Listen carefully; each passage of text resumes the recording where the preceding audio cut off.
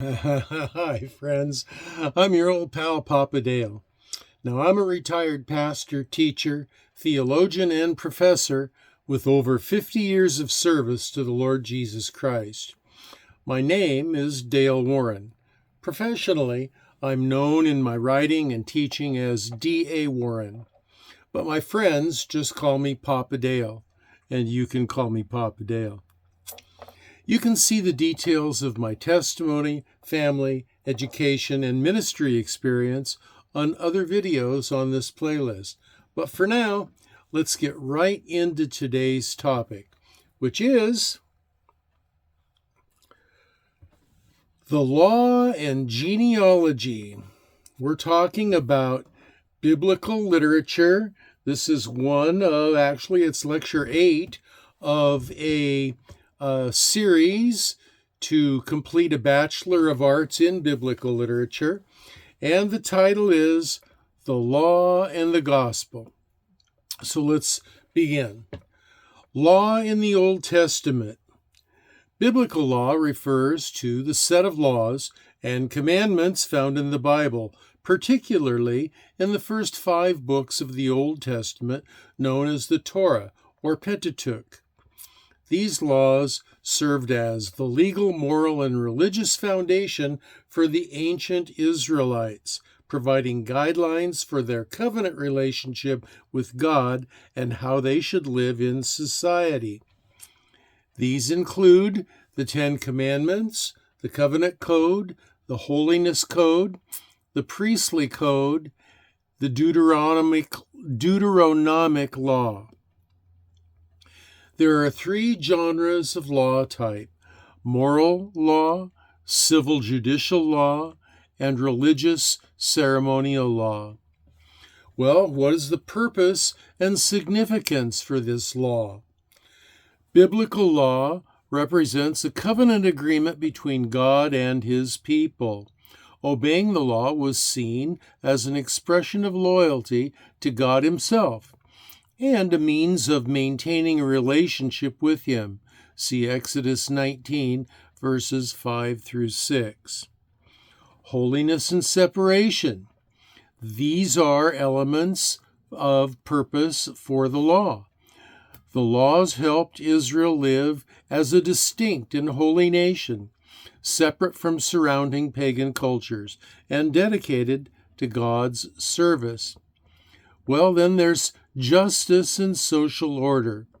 The laws were meant to create a just society, protect the vulnerable, and ensure fair treatment for all members of the community. Laws concerning the treatment of the poor, widows, and foreigners reflect this concern for justice. See Leviticus 19:15 and Deuteronomy 24:19 through 21. So continuing with purpose and significance of the law, we have moral guidance. Many laws served as ethical guidelines, pointing towards righteous living and godly character. Even today, they continue to influence moral discussions in many religious traditions. Continuing purpose and significance. What is the law in the New Testament about? The New Testament views Jesus as the fulfillment of the law. The Sermon on the Mount, Matthew chapters 5 through 7, Jesus deepens the moral requirements of the law, focusing on inward righteousness rather than merely external obedience. Then he goes on and emphasizes the law of love. Jesus summarized the fulfillment of law as love for God and love for neighbor. See Matthew chapter 22, 37 and 40.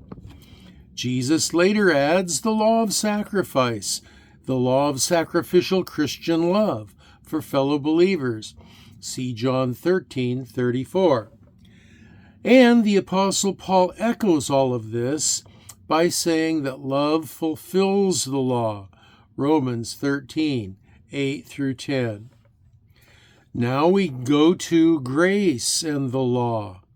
The New Testament emphasizes that salvation comes through grace and faith in Jesus Christ, not by keeping the law.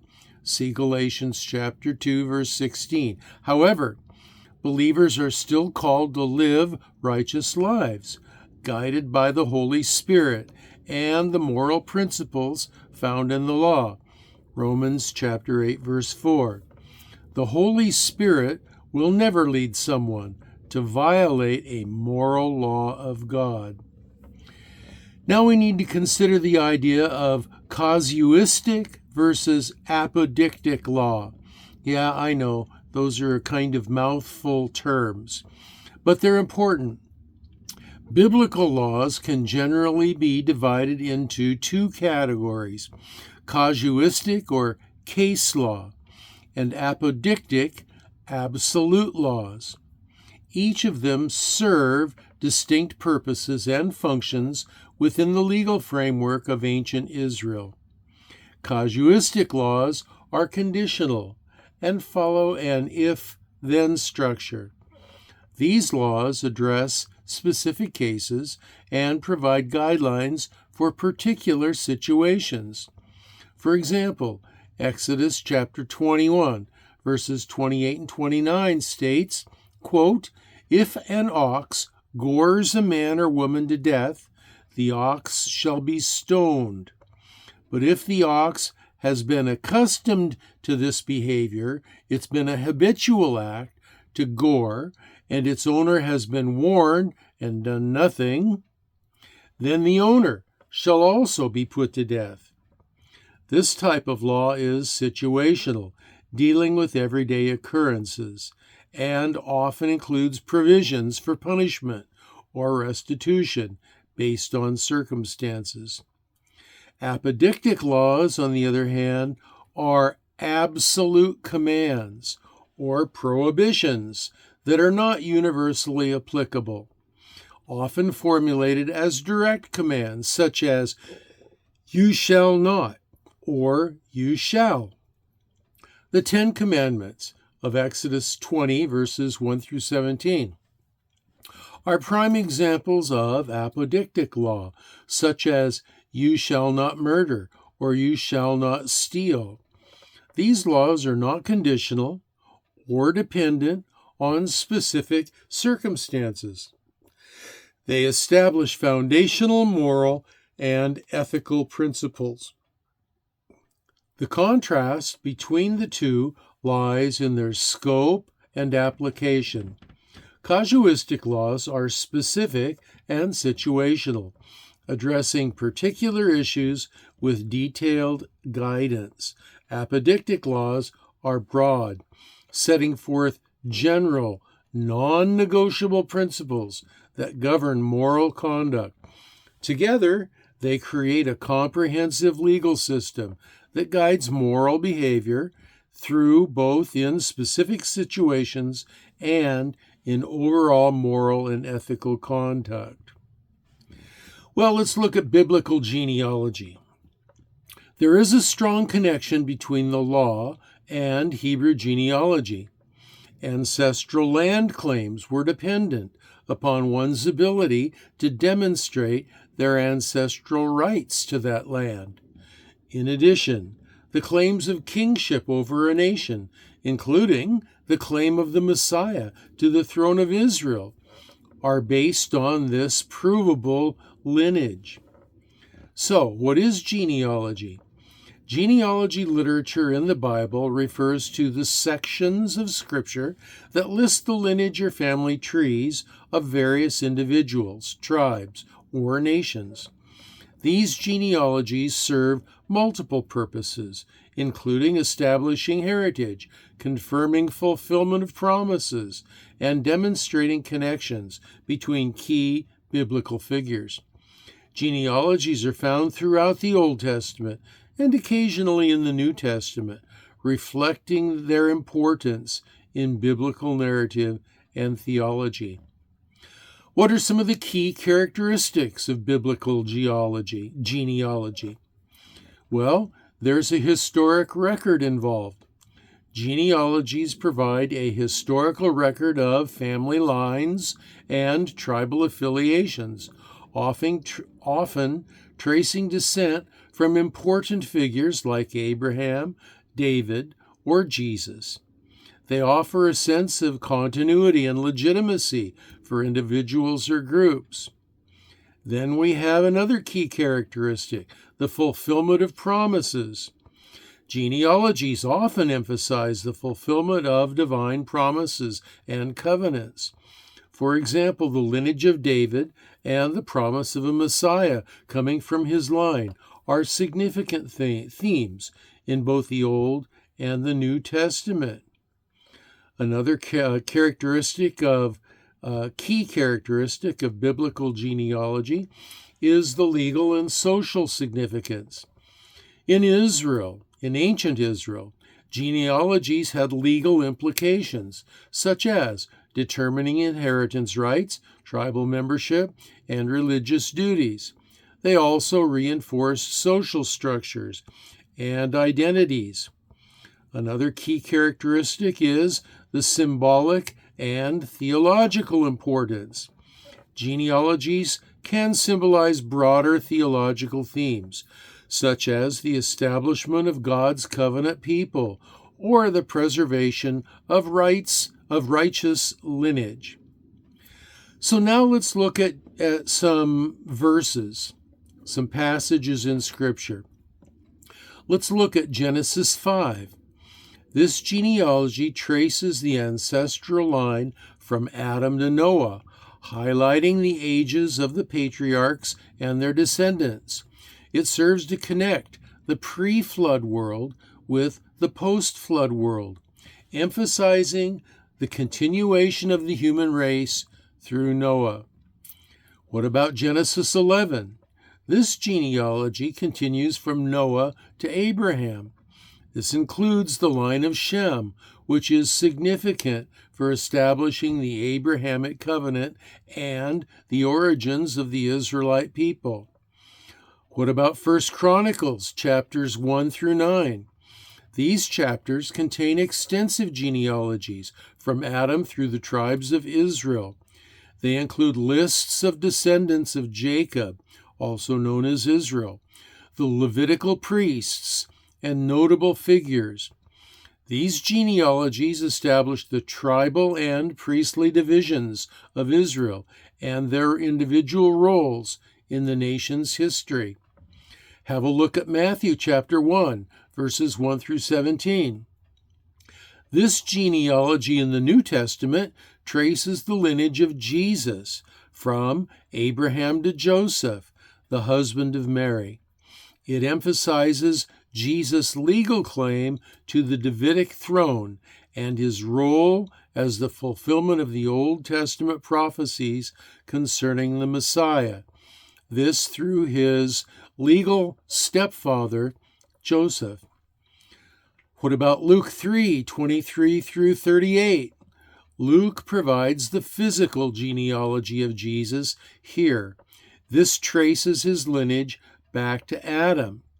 This genealogy highlights Jesus' connection to all humanity, emphasizing his role as the Savior of the entire human race, not just the Jewish people. The book of Ruth, back in the Old Testament, chapter 4, verse 18 through 22. This brief genealogy traces the lineage from Perez, the son of Judah, to David. It underscores the significance of Ruth, who wasn't an Israelite. She was a Moabitess woman, yet she is in the lineage of King David and by extension Jesus. Well, let's look at the purpose and function of genealogy. Genealogies are often used to establish the legitimacy of leaders or individuals. For instance, the genealogies of David and Jesus serve to affirm their rightful claims to leadership and messianic roles. There's a preserving history function here. Genealogies help preserve the historical and cultural heritage of a people. By documenting family lines, They maintain a record of significant historical and theological events. There is also an aspect of the fulfillment of prophecy. Genealogies demonstrate how biblical prophecies are fulfilled. For example, the genealogies in Matthew shows Jesus' descent from David, fulfilling the prophecy that the Messiah would come from David's line. And then there is the religious and legal roles. In ancient Israel, genealogies had practical implications for religious and legal matters, such as determining priestly duties and tribal land inheritance. They played a role in maintaining the structure and order of society. There's also a symbolic representation aspect. Genealogies often symbolize broader theological themes, such as the continuation of God's covenant promises or the establishment of divine order through specific family lines. God's covenant of faithfulness is on display here. Genealogies highlight God's faithfulness to his covenants, particularly his promises to Abraham and David and others. They show the continuity of God's plan through the generations. Then there is the aspect of the messianic lineage. Genealogies establish the messianic lineage of Jesus, affirming his role as the promised Savior. The New Testament genealogies link Jesus to the Old Testament prophecies concerning the Messiah. There's also the important aspects of inclusivity and universality. The genealogy in Luke, which traces Jesus back to Adam, emphasizes the universality of Jesus' mission and his connection to all humanity, not just to Israel. There is an aspect that's important in redemptive history. Genealogies demonstrate the unfolding of redemptive history, showing how God's plan for salvation is carried out through specific individuals and families over time. So conclusion is, biblical genealogies play a crucial role, legal role, in connecting the narrative threads of Scripture, establishing the legitimacy of key figures and demonstrating the continuity of God's promises. They provide historical, legal, and theological insights that enrich the understanding of the biblical narrative and God's unfolding plan of redemption. Papa Dale, 2024. If you have questions, comments, or prayer requests, you can leave them below. In Jesus' name, I pray that you will be well and that you will be blessed.